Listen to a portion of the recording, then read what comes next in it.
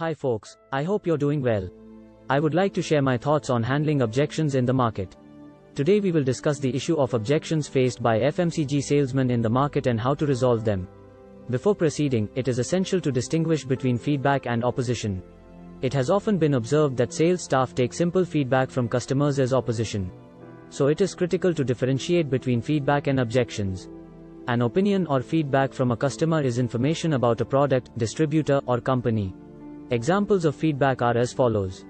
Sir, the quality of your product A is not acceptable as compared to product B of company XYZ. Or, Sir, we received 2 pieces short in a case. Or, Sir, the quality of the gift given under the scheme was not acceptable. Oppositions refer to the reasons why a customer won't buy a company's product. An objection may genuinely be a valid objection, or it may simply be a lack of information on the part of the customer. Examples of objections are given below. No one has picked unsold, unsaleable, or damaged stocks from my shop for a long time, so I am not interested. Or your distributor never supplies stock on time and as a result, we lose our customers to other shopkeepers. Or your distributor doesn't offer a plan for your products. The feedback provided by customers indicates areas for improvement in company products or distributor services. Company staff should take this feedback seriously and take steps to ensure that corrective actions are taken in light of feedback given by customers. If the issues or concerns raised by customers are not addressed properly in a timely manner, feedback gradually becomes feedback. As an example, if a company fails to improve the quality of the gifts offered under the scheme after receiving feedback from customers, it will slowly lose interest in future schemes, leading to a loss of sales in the future. And thus unattended feedback will blow itself into an objection. Now let's move on to objections. The objection does not mean no. Salesmen face objections on a daily basis as they sell to their customers. Objections are an integral part of every aspect of day-to-day life. The sales field is no different from theirs. But it has been observed that most of the sales staff are not very proficient at handling objections. They take objections from their customers as no and do not resolve or manage the objections of their customers effectively. This results in losing sales which could have happened had they taken time to understand and take some action to resolve the problem of the customer. It is a harsh reality in the sales field that a lot of sales are lost because of the inefficiency or incompetence of sales staff in handling, managing, and resolving objections. In most organizations, sales staff are always in sales mode, namely, trying to sell products somehow. It is rare to find them in solutions mode, which is designed to solve the problems facing their customers. Only they are interested in selling and, after the sale is made, leaving the shop or office. Customers are treated as objects and not as business people by them. They try to avoid objections from a customer on one pretext or another and run away from objections. It will be amazing just how much more sales can be boosted by a company's sales staff. This is because they can handle, manage and resolve the objections of their customers in a satisfactory manner as compared to their competitors. This is despite charging higher rates for their products than their competition. Before I continue, please note that we raise objections only to issues or products that directly affect us. When we are attached to an object or person, we are only affected by issues specific to that object or person. It is only our attachment or concern for that particular product or company that forces us to raise our concerns whenever we see or experience something new. This is something we feel is not right for us or for that organization, person, or concern. Therefore, an objection is actually an indication that someone is genuinely interested in us or our products. We do not object to the behavior of strangers or people who do not matter to us. So an objection does imply no sales in the future. As long as the issue has not been resolved or dealt with satisfactorily, there will be no sales. If a customer objects, it only means he likes your product and wants to buy it, but he has certain concerns about purchasing it. Salespeople usually become defensive when a customer raises an objection or shares one. They take it negatively and become defensive by offering all sorts of reasons or false assurances to customers to handle their objections or to deflect the attention of customers. They don't attempt to understand the real reason for the objections raised by the shopkeeper. Following are some rules for handling objections from customers. Sell as per company policies and distributors' genuine practices in the market. It has often been observed that salespeople, in their zeal to sell more to their customers, speak too much simply to dominate a sales call.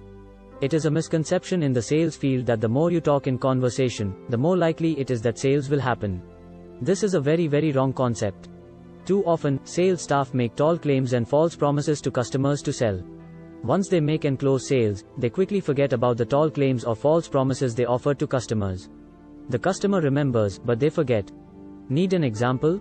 It is common for salespeople to promise more credit to customers, without consulting the distributor first, or display or extra discounts or retailer boards or some gift for the shopkeeper to secure the order when the company does not support such behavior.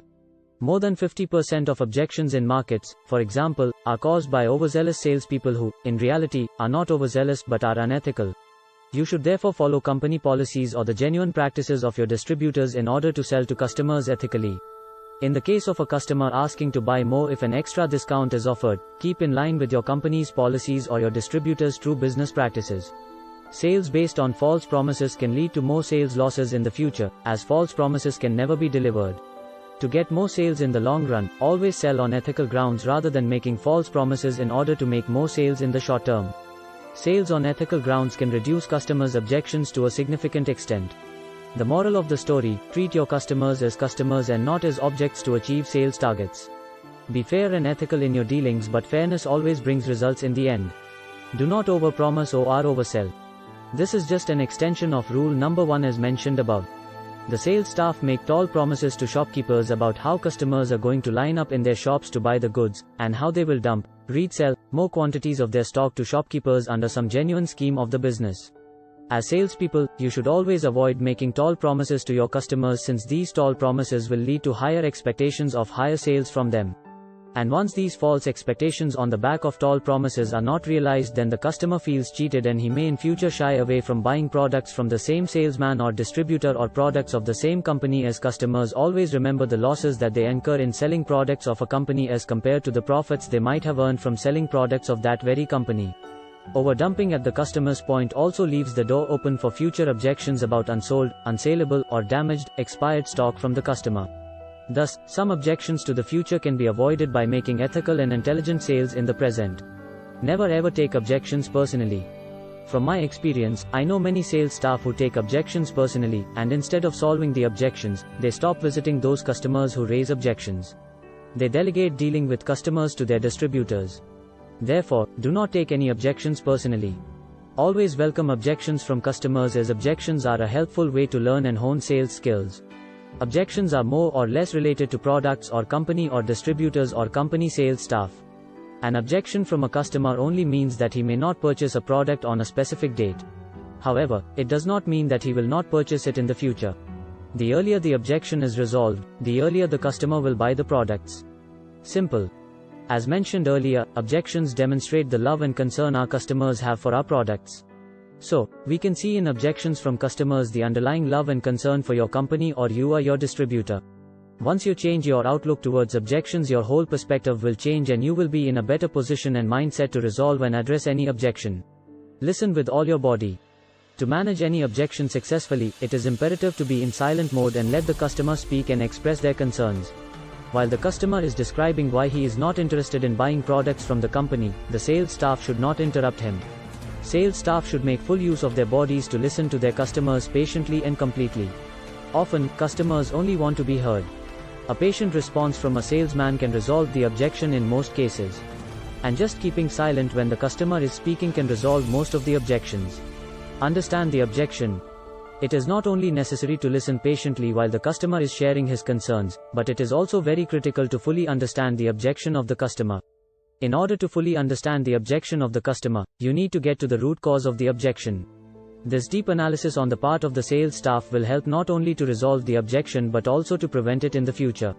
So a deep analysis of the objection of damaged, unsaleable, expired stocks lying at the point of sale may educate the sales staff on the ineffectuality of dumping at the point of sale. As a result of understanding the customer's objection to higher rates, the sales personnel could realize that he did not educate the customer about the greater quantity and weight of his products, so in his future sales calls to other customers, he could emphasize these physical advantages of his products, as compared to those of competitors.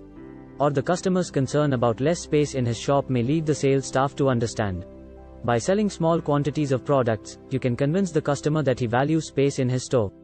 Do not react, raise advice. When listening carefully to the customer, sales staff should not react to the concerns of the customer.